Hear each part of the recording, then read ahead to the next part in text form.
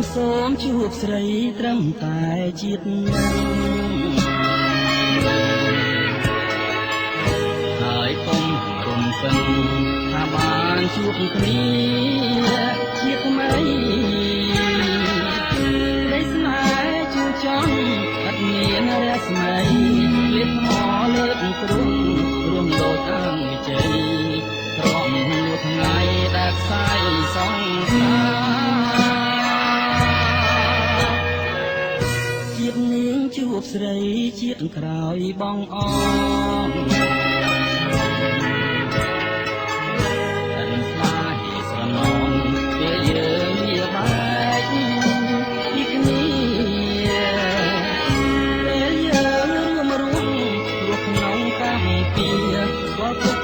ស្អាត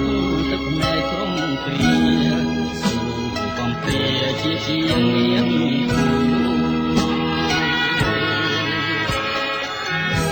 សង្ឃឹមថាបានឃើញពន់លឺស្នេហ៍អង្គណាសំថ្នងបងផែទាំងសាសនាដែលរៀនតស៊ូ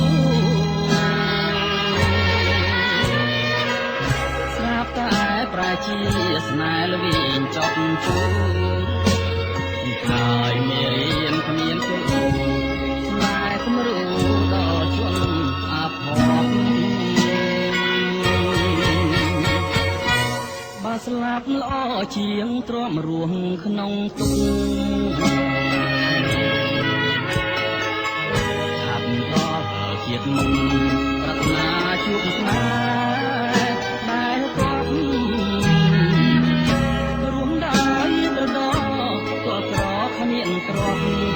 ជាងរស់នៅ